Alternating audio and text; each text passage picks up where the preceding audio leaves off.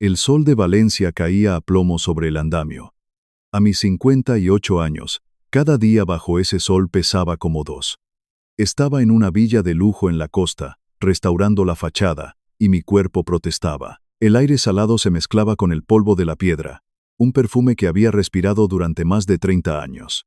Tenía que colocar un dintel de piedra caliza, una pieza pesada y caprichosa. Mi oficio no es solo fuerza, es entender cómo respira la piedra, cómo soporta la carga. Justo cuando le hacía señas a mi capataz para que subiera la pieza, sentí una opresión en el pecho. No era el ardor habitual del esfuerzo, sino un dolor agudo, como una garra que se cerraba por dentro y se extendía por mi brazo izquierdo. Me dije que era el calor, la fatiga acumulada, el polvo que ya formaba parte de mis pulmones. En lugar de parar, me aferré con más fuerza a la barra metálica del andamio. Forcé mi respiración, haciéndola lenta y profunda, como si estuviera apuntalando un muro a punto de ceder. Le hice un gesto a mi hombre. La piedra subió. La guié con mis manos callosas hasta su lugar exacto. Por un instante, el mundo se tambaleó y casi pierdo el equilibrio. Mis hombres no dijeron nada, pero vi sus miradas. Estaba ocultando mi propio deterioro estructural. Al final de la jornada, me quité los guantes y miré mis manos. Temblaban ligeramente. La base de mi propio cuerpo, el cimiento que lo sostenía todo, se estaba agrietando. Al llegar a la oficina, un antiguo bajo que olía a planos y a café requemado, solo quería beber 1 litro de agua y repasar las mediciones del día. Pero Hugo, mi hijastro mayor, estaba allí. Con sus 28 años y su traje impecable, parecía un anuncio de una vida que yo no entendía. Dirigía su propia agencia inmobiliaria, una de esas que llaman boutique. Mateo, necesito un favor, dijo, sin rodeos. Su tono era el de siempre, una mezcla de urgencia y derecho adquirido. Necesitaba que renovara el aval bancario, 50.000 euros que garantizaban el alquiler de su oficina de diseño. La presión en mi pecho volvió, un eco sordo del dolor de la mañana. Lo miré. Recordé al niño de 13 años al que le enseñé a usar un martillo, y que ahora me miraba como si yo fuera una simple línea de crédito. ¿Cómo va el negocio, Hugo?, pregunté, intentando sonar como un padre, no como un inversor. Él se impacientó. Fantástico. Estamos moviendo propiedades de alto standing. Pero el banco exige la renovación del aval para mantener la línea de crédito. Es solo una firma, Mateo. Un trámite. No le pedí un plan de negocio. No le pregunté por los márgenes de beneficio.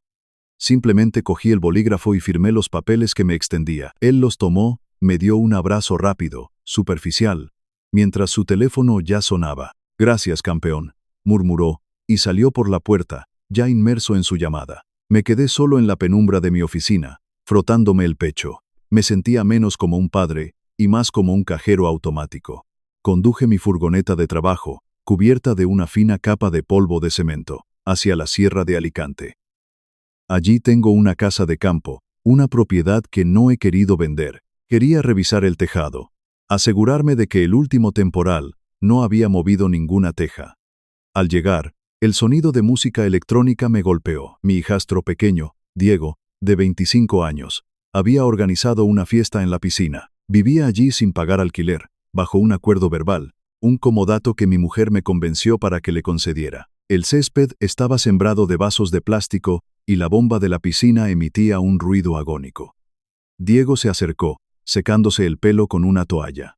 «Hombre, Mateo, qué oportuno», dijo con esa jerga perezosa que usaba. «La bomba de la piscina ha muerto, y el aire acondicionado del salón tampoco enfría.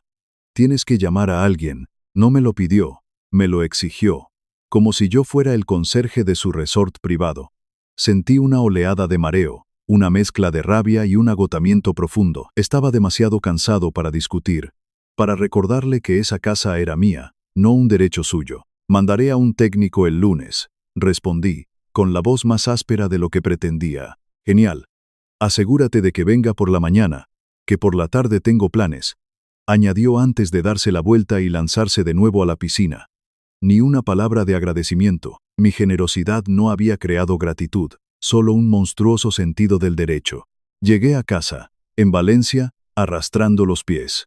Solo quería tumbarme en silencio, quizás contarle a Carmen, mi mujer, lo de los dolores en el pecho. Llevábamos 15 años casados, y todavía creía que ella era mi refugio. La encontré en el salón, organizando los detalles de una cena benéfica en su tableta.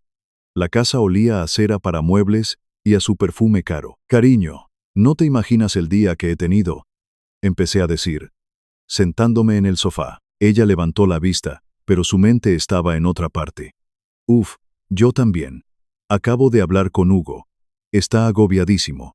Necesita una inyección de capital para una campaña de marketing. El aval no es suficiente, necesita liquidez. ¿Podrías hacerle una transferencia?» Tragué saliva, y con ella, mis preocupaciones sobre mi salud. No era el momento, nunca era el momento. «Ya le he renovado el aval esta tarde», dije en voz baja. «Lo sé, me lo ha dicho. Eres el mejor, Mateo. Pero esto es un extra, para posicionarse fuerte en el mercado de otoño». Se acercó, me acarició la mejilla. Su tacto era suave, estudiado. «Anda, hazlo por él. Por la familia». Accedí. Le dije que le transferiría una pequeña cantidad para que se apañara. Ella sonrió, una sonrisa radiante y satisfecha. Me besó en la mejilla y me llamó el salvador de la familia. El gesto se sintió hueco, una transacción. Fui al baño, me apoyé en el lavabo y me miré en el espejo. Vi la cara de un hombre cansado, un hombre que mantenía unida a una familia que solo se acordaba de él cuando necesitaba algo. Estaba completamente solo. El sábado por la mañana conduje hasta mi único refugio personal, la almazara. Una antigua almazara de piedra del siglo XIX, en ruinas, que llevaba 10 años restaurando con mis propias manos. No era un negocio, era mi legado. Cada piedra que colocaba era una conversación con el pasado. Era el único lugar del mundo que no me pedía nada. Pero esa mañana, Ignacio Beltrán estaba esperando junto a la cancela. Un promotor inmobiliario de la vieja escuela, de mi edad, pero con el doble de cinismo y el triple de dinero. Llevaba años intentando comprarme la propiedad para construir un hotel boutique de lujo. Soriano me saludó con una sonrisa que no llegaba a sus ojos. «Sigues perdiendo el tiempo con este montón de piedras. Para ti es un montón de piedras, Ignacio. Para mí es otra cosa», respondí, sin abrir la cancela. Él se acercó, bajando la voz. «Te ofrezco un dineral. En efectivo. Te veo cansado, Mateo. Viejo. ¿De verdad crees que vas a terminar esto? Véndemelo. Retírate. Disfruta de lo que te quede». La oferta era insultante, no por el dinero, sino por la verdad que contenía. Pero me mantuve firme. «La almazara es mi alma, Ignacio. Y mi alma no está en venta». Él suspiró, teatralmente. Sacó una tarjeta de visita y la dejó sobre uno de los muros de piedra que yo mismo había levantado. «Como quieras. Pero el orgullo no paga las facturas del hospital». Se fue, dejándome con sus palabras resonando en el aire. Toqué los arcos de piedra restaurados, el mortero que había mezclado con mis manos. Este edificio era lo único en mi vida que me devolvía el esfuerzo en forma de belleza, no de facturas. Lunes por la mañana. De vuelta en la villa de la costa. El calor era sofocante, húmedo, se pegaba a la piel. Estaba inspeccionando una zanja profunda que habíamos cavado para un muro de contención. El olor a tierra mojada y a mar era denso. De repente, el dolor en el pecho volvió. Pero esta vez no era una presión. Fue una sensación violenta, un desgarro profundo en el torso, como si una viga maestra se partiera por la mitad. Mi visión se cerró, convirtiéndose en un túnel gris. El ruido de las olas y de mis hombres trabajando se convirtió en un zumbido lejano. Intenté llamar a mi capataz, gritar su nombre, pero de mi garganta no salió ningún sonido. Mi portapapeles se me cayó de la mano, y sus hojas se esparcieron por el polvo. Me llevé la mano al pecho y me desplomé en la tierra, justo al borde de la zanja. El polvo se me metió en la boca. Oí los gritos de mi equipo, pasos corriendo hacia mí. Y luego, a lo lejos, el lamento agudo y creciente de una sirena de ambulancia. Antes de que todo se volviera negro, un último pensamiento claro atravesó mi mente. ¿Llorarían por el hombre o por la cuenta bancaria que dejaba atrás? Desperté en una habitación blanca y brillante. El pitido rítmico de un monitor era el único sonido constante. Olía a antiséptico y a miedo. Carmen estaba sentada en una silla de plástico junto a la cama, con el rostro pálido y los ojos hinchados. Estaba en un hospital público de Valencia. Un cardiólogo entró, un hombre joven con una expresión seria que no auguraba nada bueno. Fue directo al grano. Señor Soriano, ha sufrido lo que llamamos un síncope por un aneurisma de aorta torácica. No se ha roto, pero es grave, y muy grande. La palabra aneurisma sonaba como una sentencia. Una bomba de tiempo alojada en mi pecho. ¿Cuándo me operan?, pregunté. Mi voz era un susurro ronco. El médico suspiró. Se notaba que había tenido esa conversación demasiadas veces, con la seguridad social, y dada la complejidad de su caso, la lista de espera para este tipo de cirugía es de unos 6 a 8 meses. Siendo optimistas, 6 meses. Sabía que no tenía 6 meses. La grieta en mi cimiento era demasiado profunda. El doctor debió ver la desesperación en mi cara. Hay una alternativa, añadió. Hay una clínica privada especializada en Navarra. Podrían operarle la semana que viene. El coste de la intervención, sin contar el postoperatorio, es de 80.000 euros. A pagar por adelantado, 80.000 euros. Mi vida tenía un precio exacto. Giré la cabeza y miré a Carmen. Durante 15 años, yo había sido el proveedor, el pilar inquebrantable. Ahora, por primera vez, mi supervivencia dependía de ella, de la familia a la que había dedicado mi vida. Todavía en la cama del hospital, con el pitido del monitor como banda sonora de mi nueva y frágil realidad, discutí con Carmen los 80.000 euros. Le expliqué que el dinero de la empresa estaba inmovilizado en materiales para las obras en curso y, por supuesto, en el aval de Hugo. Necesitábamos liquidez. Y la necesitábamos en menos de 72 horas, para asegurar mi plaza en el quirófano de Navarra. Ella me cogió la mano. Su piel estaba fría. No te preocupes por nada, Mateo, me dijo, mirándome a los ojos con una intensidad que casi me pareció sincera. Mañana a primera hora voy a nuestro banco. Pediré una segunda hipoteca sobre la casa. Haré lo que sea necesario para salvarte. Lo que sea. Me dieron el alta esa misma tarde. Con un concentrador de oxígeno portátil, cuyo zumbido constante me recordaba cada segundo mi propia fragilidad. Al llegar a casa, me sentí un extraño. Cada escalón era una montaña. Carmen me ayudó a subir al dormitorio, su brazo alrededor de mi cintura. En ese momento, apoyado en ella, sentí una oleada de amor y gratitud. Creí que mis años de sacrificio habían construido algo sólido, un amor que ahora me sostenía a mí. Qué iluso fui. Carmen me acomodó en la cama como si fuera un anciano inválido. El aire en la habitación era espeso, cargado con el siseo del oxígeno. Tenía una sed terrible.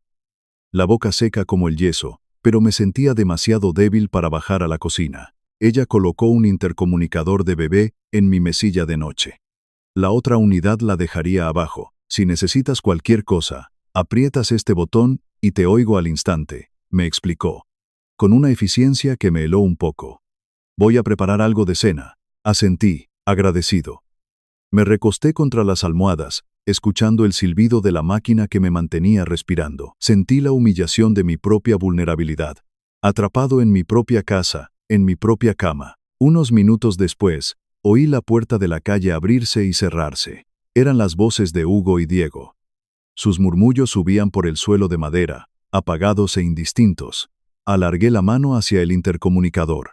Solo quería un vaso de agua. Quería oír las voces de mi familia, sentirme acompañado en mi aislamiento. Mi dedo estaba a 1 centímetro del botón de hablar cuando la voz de Hugo sonó a través del pequeño altavoz, nítida y cortante. La luz roja del aparato indicaba que el canal de audio desde la cocina estaba abierto. Pedir una hipoteca ahora es un suicidio financiero, mamá, dijo Hugo. Retiré la mano como si el intercomunicador quemara. Me quedé inmóvil, conteniendo la respiración. Y escuché. Tiene casi 60 años, continuó Hugo, su voz desprovista de cualquier emoción. La operación es de alto riesgo. Y si no sale bien, te quedarás sola, con una deuda enorme que tendremos que pagar Diego y yo. Hay que proteger los activos. La voz perezosa de Diego intervino, pero esta vez con una seriedad inusual y brutal. 80.000 euros es demasiado dinero para un quizás. El viejo ha tenido una buena vida. No podemos arriesgar la casa por esto. Me quedé tumbado en la oscuridad, con la garganta ardiendo de sed. El dolor en mi pecho no era nada comparado con el frío que se extendió por mis venas. Mis hijastros no estaban preocupados por mi vida. Estaban calculando el retorno de la inversión de mi supervivencia. Esperé. Esperé a que Carmen les gritara, a que les defendiera, a que les recordara todo lo que yo había construido para ellos. Esperé a que su amor por mí se manifestara, pero lo que llegó a través del altavoz fue el sonido de mi mundo derrumbándose. La voz de Carmen era vacilante, pero pragmática. Lo sé, hijos. A mí también me aterroriza perder la casa. Si arriesgo nuestro patrimonio y Mateo muere de todas formas en la operación, no tendré nada que dejaros. Silencio. Un silencio que pesaba como una losa. Hugo aprovechó la oportunidad, usando su jerga de vendedor. Exacto. Tenemos que ser inteligentes. Dejemos que siga en la lista de espera de la Seguridad Social. Y esperemos a que haya suerte. Es lo más sensato. Y entonces, la frase final, la demolición. Fue Carmen quien la pronunció. De acuerdo. Le diré que he hablado con el banco y que nos han denegado el préstamo por su estado de salud. No se lo tomará bien, pero lo entenderá. Aparté la mano de la mesilla de noche. No sentí rabia. La rabia es una emoción caliente, pasional. Lo que sentí fue una claridad fría, arquitectónica. Yo era un edificio condenado, y mi familia estaba discutiendo cómo repartirse los materiales valiosos antes de la demolición. Una hora más tarde, la puerta del dormitorio se abrió. Carmen entró, trayendo consigo una bandeja con un caldo insípido. Yo seguía con la misma sed abrasadora. Se sentó en el borde de la cama. Me acarició el pelo con una ternura ensayada y se puso una máscara de profunda tristeza. Cariño, tengo malas noticias, susurró, con la voz quebrada por la falsedad. He hablado con el director de nuestro banco. Por teléfono, me ha dicho que lo siente mucho, pero que no pueden aprobarnos una segunda hipoteca. Dicen que con tu diagnóstico, el riesgo es demasiado alto. La miré directamente a los ojos. Vi la mentira nadando en ellos. No grité. No la confronté. No mencioné el intercomunicador. Simplemente, asentí lentamente, aceptando su traición con la calma de un hombre que inspecciona una grieta fatal en un muro de carga. Sabes que no puedes hacer nada. Solo esperar el colapso. Ella pareció aliviada por mi falta de resistencia. Me besó en la frente. Tendremos que confiar en la sanidad pública, amor mío. Todo saldrá bien, ya verás. Se levantó y salió de la habitación, cerrando la puerta suavemente. Nunca me ofreció el vaso de agua que tanto necesitaba. Me dejó solo en la oscuridad, con mi sed y mi sentencia de muerte, pero en ese momento tomé una decisión. No iba a morir en esa cama, y no les iba a suplicar por mi vida. Eran las 2 de la madrugada. La casa estaba en un silencio sepulcral, solo roto por el zumbido de mi máquina de oxígeno. Con un esfuerzo que me desgarró el pecho, me incorporé en la cama. El dolor era intenso, pero la adrenalina era más fuerte. Necesitaba 80.000 euros para el día siguiente. Mis manos temblaban por la debilidad, pero mi mente estaba lúcida. Cogí mi teléfono móvil de la mesilla. Busqué en mis contactos hasta que encontré el nombre. Ignacio Beltrán. Abrí una nueva conversación de mensaje y, con los dedos torpes, escribí lentamente. Cada letra era un golpe de martillo. La almazara es tuya, 85.000. Cheque bancario certificado mañana por la mañana. Sin negociaciones. Envié el mensaje. El corazón me latía con fuerza, un ritmo nuevo y desesperado. Esperé. 3 minutos después, que me parecieron 3 horas, la pantalla se iluminó con su respuesta. Mi abogado tendrá los papeles listos a las 9. Llevaré el cheque a tu casa. Dejé el teléfono a un lado. El trato estaba cerrado. Acababa de vender 10 años de mi sudor, de mi sangre y de mis sueños. Había vendido mi única obra de arte, mi alma de piedra, para comprar unas cuantas pulsaciones más de mi propio corazón. A la mañana siguiente, en cuanto Carmen se fue al supermercado, me obligué a salir de la cama. Me vestí lentamente, con la ropa de calle, luchando contra el mareo y la falta de aire. Bajé las escaleras apoyándome en la barandilla, arrastrando mi concentrador de oxígeno portátil. Esperé en el salón. A las 9 en punto, sonó el timbre. Era Ignacio, acompañado de un hombre con un maletín que supuse era su abogado. Ignacio me miró de arriba abajo, mi fragilidad, el tubo de oxígeno. Vio a un hombre desesperado, pero en sus ojos no había compasión, solo el brillo del negocio. El abogado colocó el contrato de compraventa sobre la mesa de centro. Leí las cláusulas con mi ojo de constructor, buscando trampas, vicios ocultos. Estaba todo en orden. Cogí el bolígrafo que me ofrecía y firmé. Mi firma salió temblorosa, pero legible. La firma de un hombre que vende su pasado para comprar un futuro incierto. Ignacio me entregó un cheque bancario certificado por 85.000 euros. Es una pena, Mateo, dijo, mientras guardaba su copia del contrato. Pero no te preocupes, haré un hotel precioso con tu montón de piedras. Sostuve el cheque en mi mano. Pesaba más que todo el oro del mundo. Había perdido mi refugio, pero había ganado una oportunidad. Ya no era una víctima esperando morir. Era un hombre con capital y con un plan. Cuando Carmen volvió del supermercado, yo estaba sentado en la cocina, con el cheque guardado en el bolsillo interior de mi chaqueta. Tenía que llegar a Navarra sin que ella supiera nada del dinero. Tenía que construir una última mentira sobre los cimientos de la suya. Ella me vio vestido y se alarmó, pero no por mi salud, sino por la alteración de la rutina. Mateo, ¿qué haces levantado? Deberías estar en la cama. Mentí con una fluidez que me sorprendió a mí mismo. Mi voz sonó débil, pero convincente. Acaban de llamar del hospital, dije, mirándola con ojos cansados. Ha habido una cancelación. Me transfieren a una clínica asociada en Navarra. Parece que la seguridad social lo cubre todo. Salgo esta misma tarde. El rostro de Carmen se iluminó. Fue una transformación instantánea. La preocupación fingida se evaporó, reemplazada por un alivio puro, egoísta. Dios mío, Mateo, ¡qué milagro!, exclamó, aplaudiendo suavemente. ¿Ves cómo todo se iba a solucionar? Su alegría no era por mí, era por ella. La alegría de no tener que pagar. Empezó a preparar mi maleta con un entusiasmo febril. Mientras yo la observaba con el corazón más frío que el mármol, me estaba preparando para el viaje que me salvaría la vida, y ella me despedía feliz porque le salía gratis. Llegué a la clínica privada de Navarra en un transporte médico. El lugar no se parecía en nada a un hospital público. Olía a dinero y a discreción. Me llevaron en una silla de ruedas a la oficina de admisiones. Una sala elegante con muebles de diseño. La administradora, una mujer con un traje impecable, me sonrió con profesionalidad. Señor Soriano, bienvenido. Antes de prepararle para el quirófano, necesitamos gestionar el pago de la intervención. Sin decir una palabra, saqué el cheque bancario de mi chaqueta y se lo entregué. Ella lo examinó, asintió y lo procesó. Luego me pasó los formularios de consentimiento. Los firmé solo. En el apartado de persona de contacto en caso de emergencia, no escribí el nombre de Carmen. Escribí el nombre y el teléfono de mi capataz, el único hombre en el que confiaba plenamente. Me prepararon para la cirugía. Mientras el anestesista introducía la vía en mi brazo, no pensé en mi familia. No pensé en la casa de Valencia, ni en los 15 años de matrimonio. Pensé en los muros de piedra de la almazara. Había intercambiado unos cimientos por otros. La anestesia empezó a hacer efecto, y mientras me hundía en la inconsciencia, sentí que dejaba mi antigua vida atrás, sobre esa fría mesa de operaciones. Desperté en la unidad de cuidados intensivos. El pecho me dolía como si me lo hubieran abierto con un cincel y un mazo. Una sensación que conocía bien de mi oficio, pero nunca en mi propio cuerpo. Estaba vendado, apretado, reconstruido. El cirujano vino a verme. Confirmó que la reparación de la aorta había sido un éxito completo.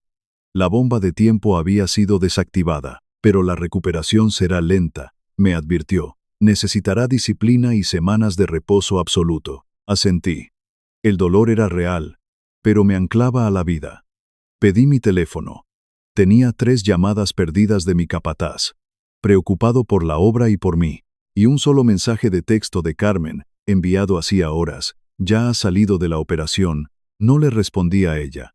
Llamé a mi capataz y le di instrucciones claras sobre un problema en la cimentación de un chalet. Me di cuenta de que mi empresa, mi trabajo, era lo único que me respetaba, que respondía a mi esfuerzo con resultados, no con traiciones. Me toqué los vendajes sobre el corazón. La debilidad física seguía ahí, pero la dependencia emocional de mi familia había sido extirpada quirúrgicamente. 2 semanas después, volví a mi casa en Valencia. Caminaba despacio, apoyándome en un bastón, exagerando mi fragilidad. Era parte del plan.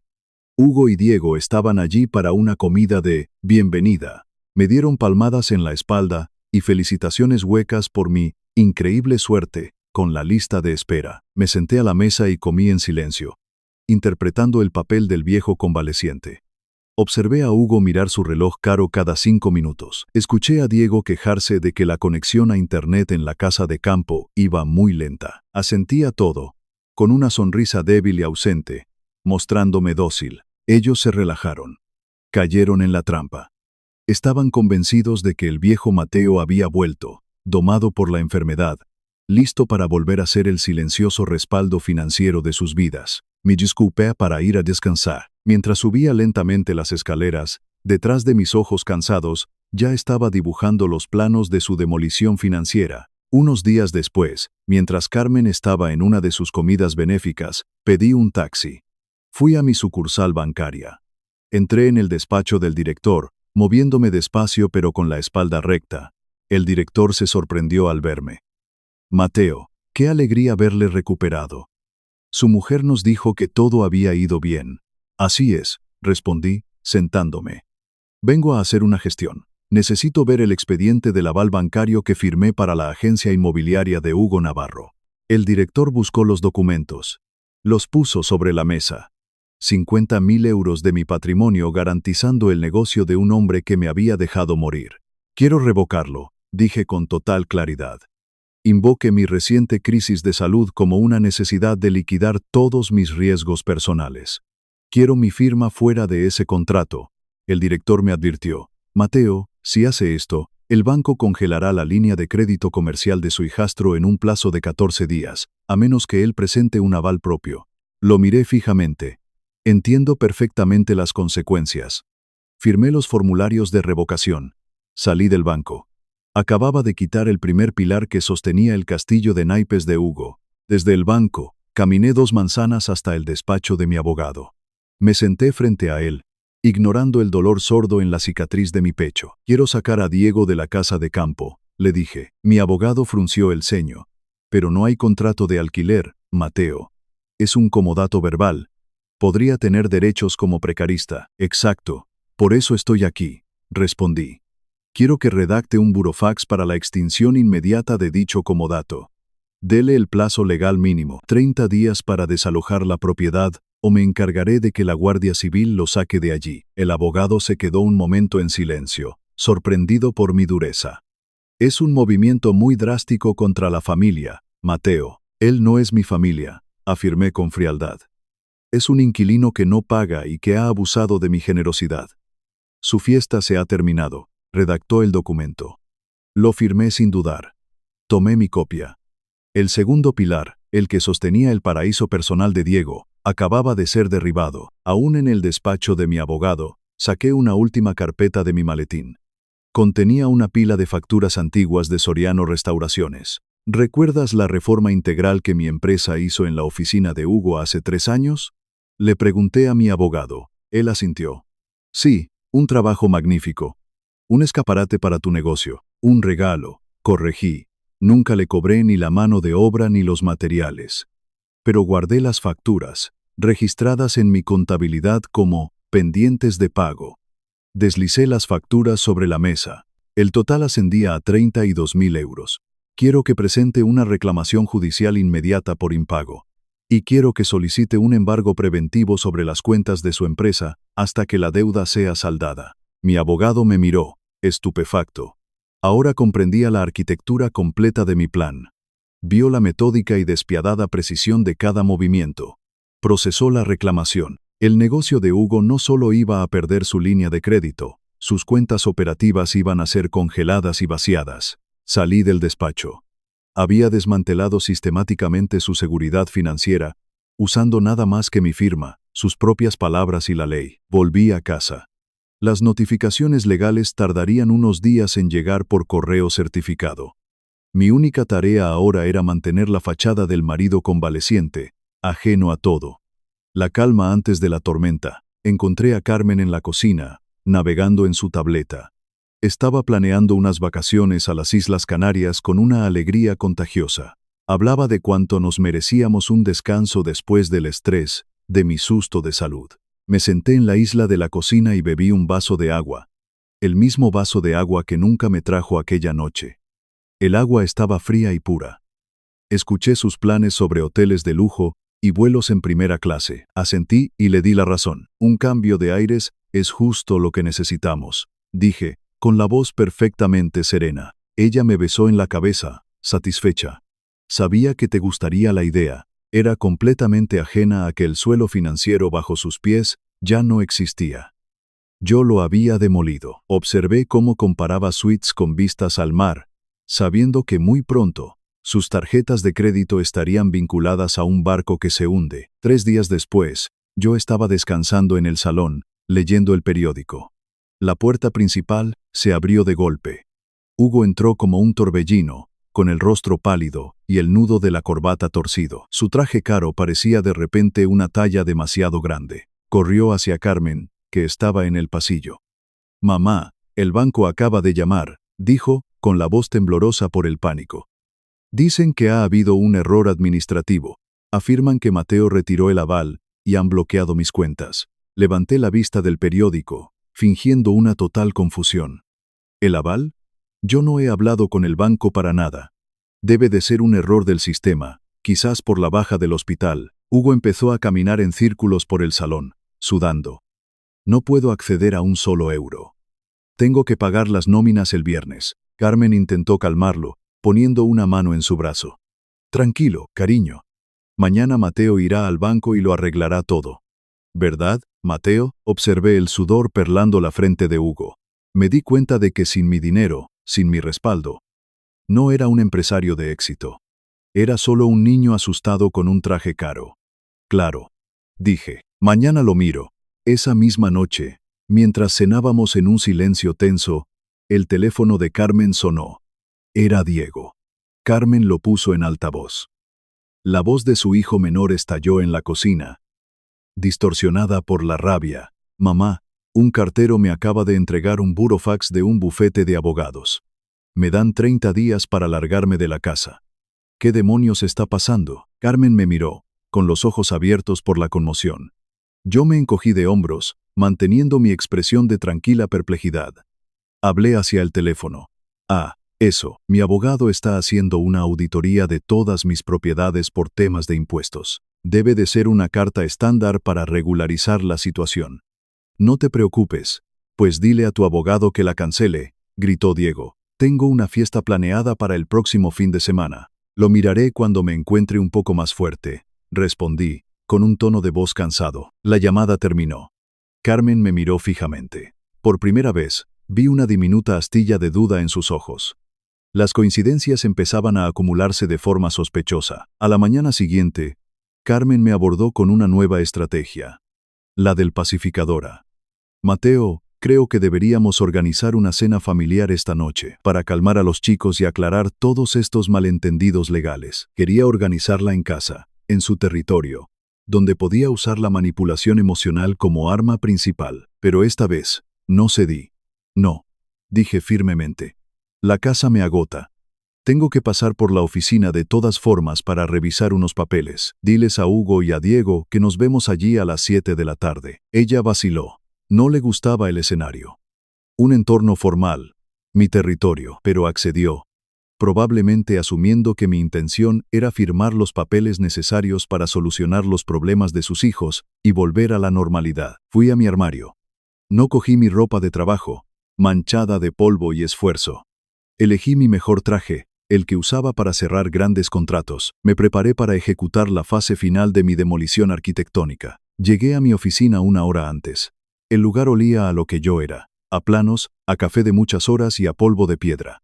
Era la habitación donde había construido mi vida, ladrillo a ladrillo, y sería la habitación donde la deconstruiría. Necesitaba preparar el escenario con la misma precisión con la que se prepara un encofrado. No podía permitir que la emoción descarrilara la lógica de mi venganza. Coloqué 3 carpetas de manila sobre la gran mesa de roble de la sala de juntas.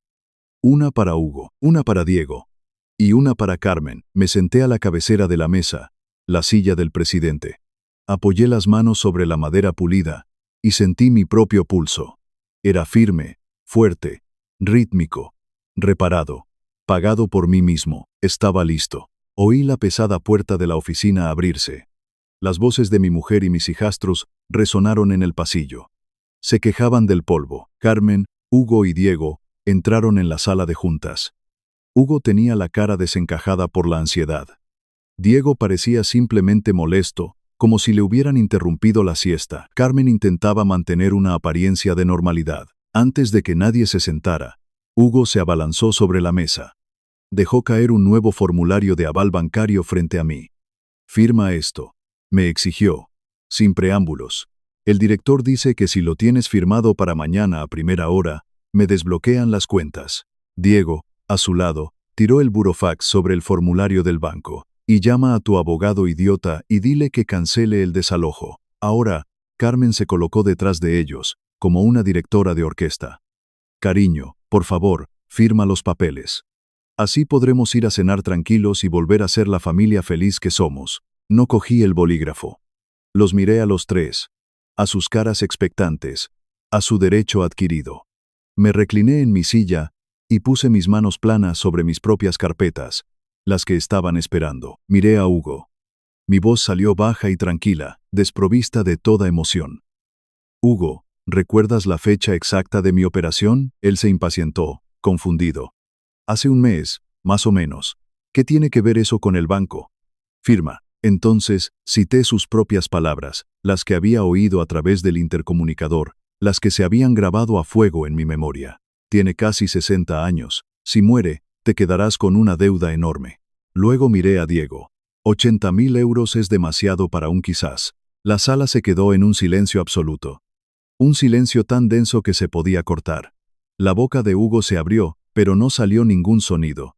Diego dio un paso atrás, como si le hubieran golpeado, y el rostro de Carmen perdió todo su color. El terror de la comprensión se apoderó de sus facciones. El intercomunicador de bebé. La luz roja. Estaba encendido, añadí, para que no quedara ninguna duda. Oí cada una de vuestras palabras mientras estaba arriba, en la cama, muriéndome de sed. La ilusión de la familia acababa de morir oficialmente en esa sala. Hugo intentó dar marcha atrás, tartamudeando. «Mateo. Fue un malentendido. Estábamos estresados.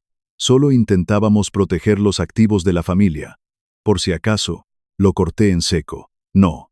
Abrí la primera carpeta y deslicé su contenido por la pulida madera de la mesa hasta que se detuvo frente a él. «No fue un error del banco. Fui yo. Revoqué personalmente el aval. Un hombre que es una mala inversión», dije, usando sus propias palabras. «No debería respaldar un negocio». Hugo miró los papeles. Su rostro se descompuso. «Y eso», añadí, señalando otro documento, «es un embargo legal por valor de 32.000 euros. La factura de la reforma de tu oficina que nunca pagaste. Tus cuentas no están solo congeladas, Hugo. Están siendo vaciadas para pagarme lo que me debes». Las manos de Hugo temblaban tan violentamente que no podía sostener los papeles. Se dio cuenta de que no solo había perdido su línea de crédito, sino que su empresa estaba, a efectos prácticos, en bancarrota. Se desplomó en una de las sillas, escondiendo la cara entre las manos. El primer pilar de su mundo se había hecho añicos. Diego, al ver a su hermano destruido, probó una táctica diferente: la ira. «Eres un viejo vengativo», me gritó. «No puedes echarme a la calle. No tienes derecho». Abrí la segunda carpeta. Deslicé una copia del burofax hacia él, junto con una lista impresa de los daños que había encontrado en la casa de campo. La bomba de la piscina, las persianas rotas, las paredes manchadas. «El desalojo es absoluto», le informé con una calma glacial. «Te quedan 25 días. Si causas un solo desperfecto más al irte, te demandaré por vandalismo. Y tienes razón, no tengo derecho a echarte. Pero el propietario sí lo tiene. Tú mismo lo dijiste. Yo no soy tu padre. Soy el hombre del mantenimiento. Y el hombre del mantenimiento acaba de renunciar». La rabia de Diego se evaporó, dejando paso al pánico puro. No tenía trabajo, ni ahorros, y ahora, no tenía casa. Miró a su madre, buscando ayuda, pero Carmen estaba paralizada, con la mirada fija en el vacío. Diego se dio cuenta de que todo su estilo de vida había sido un frágil regalo que él mismo había destrozado con sus palabras. Finalmente, Carmen habló. Las lágrimas corrían por su rostro mientras suplicaba. «Mateo, para, por favor, te quiero». Entra en pánico, no sabía qué hacer. Pero me alegré tanto cuando llamó el hospital público. Estaba tan feliz por ti. La miré con una frialdad que nunca antes había sentido. Abrí la tercera y última carpeta. Saqué 2 documentos. El resguardo del cheque bancario de 85.000 euros y una copia de la escritura de compraventa de la almazara. Los deslicé hacia ella. El hospital público nunca llamó, Carmen. Ella miró los papeles sin comprender. Esa noche, continué. Mientras tú y tus hijos decidíais que mi vida era demasiado cara, yo le vendí mi alma a Ignacio Beltrán. Vendí la almazara, mi único sueño, para pagarme la operación que tú me negaste. Carmen fijó la vista en la escritura. Vio el nombre de Ignacio, la fecha, la cantidad. La realidad de su traición, convertida en un documento legal, la golpeó con la fuerza de un martillo. Se dio cuenta de que yo lo sabía todo desde hacía un mes, que la había observado vivir su mentira en silencio. Extendió la mano por encima de la mesa, intentando tocar la mía. Mateo. Retiré mi mano. El contacto con su piel me habría quemado. El matrimonio estaba acabado. El único sonido en la sala de juntas era el sollozo ahogado de Carmen y la respiración agitada de Hugo. Me puse de pie lentamente y me abotoné la chaqueta del traje. Hugo levantó la vista, con los ojos rojos y desesperados. ¿Qué se supone que vamos a hacer ahora? Diego repitió la pregunta como un eco patético. ¿Dónde se supone que voy a vivir? Los miré a los dos, no con ira, sino con el cansancio de un arquitecto que inspecciona un edificio que debe ser demolido. Haréis lo que yo hice a vuestra edad, les dije. Trabajar, pagar vuestras propias deudas. Y sobrevivir. Luego miré a Carmen. Mi abogado te enviará los papeles del divorcio a casa. No pelearé por la vivienda principal, puedes quedártela. Pero me llevo mi empresa, mi trabajo y mi dignidad. Me voy. Caminé hacia la puerta, dándoles la espalda. Los dejé allí, sentados entre las ruinas del imperio financiero que siempre habían dado por sentado. Pasaron 3 meses. Me mudé a un apartamento modesto cerca del puerto. Desde la distancia, observé las consecuencias. La agencia inmobiliaria de Hugo se derrumbó en cuestión de semanas. El banco le embargó el coche de lujo. Ahora, según supe, trabajaba como un simple agente comercial en una gran firma, ganando una fracción de lo que ganaba y recibiendo órdenes de un jefe más joven que él. Diego se negó a irse de la casa de campo el día 30. Tuve que enviar a la Guardia Civil para que lo desalojara. Ahora vive en una habitación diminuta en un piso compartido en un barrio obrero. Trabaja en el turno de noche en un almacén de logística, cargando y descargando camiones. Ninguno de los dos me ha llamado. Están demasiado ocupados intentando sobrevivir en la realidad de la que yo los protegí durante 15 años. No siento culpa. Las cuentas, por fin, están saldadas. Una tarde, conduje hasta mi antigua casa. Tenía que dejar un último papel del divorcio en el buzón. Al pasar, miré por la ventana del salón. Vi a Carmen. Estaba sentada sola en el sofá, con la única luz del resplandor del televisor. La casa, antes llena de vida y de sus proyectos, estaba oscura y silenciosa. Se había quedado con la casa, sí. Pero no tenía dinero para mantener su lujoso estilo de vida. Sus hijos, demasiado ocupados y demasiado pobres, ya no la visitaban. Protegió sus activos, pero perdió a su familia. La observé por un momento. Recordé a la mujer con la que me casé, pero me di cuenta de que esa mujer nunca existió realmente. Solo fue una inquilina en mi vida, y el contrato de alquiler había expirado. Metí la marcha y me alejé, sin mirar por el espejo retrovisor. Hoy estoy en una nueva obra. Una pequeña casa de campo junto al mar que he comprado para mí.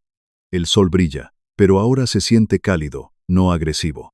Llevo mis botas de trabajo, siento un ligero dolor en el pecho, un recordatorio permanente de la cicatriz, pero mi respiración es firme y profunda. Estoy mezclando mortero en una carretilla. Cojo una piedra caliza, pulida por el mar, y la coloco sobre la línea de cimentación. La golpeo suavemente con el mango de la paleta, comprobando el nivel. Es perfecto, sólido. He perdido una almazara, una esposa y 2 hijastros. Pero mientras miro mis manos callosas, manchadas de mortero, me doy cuenta de que he recuperado lo único que importa.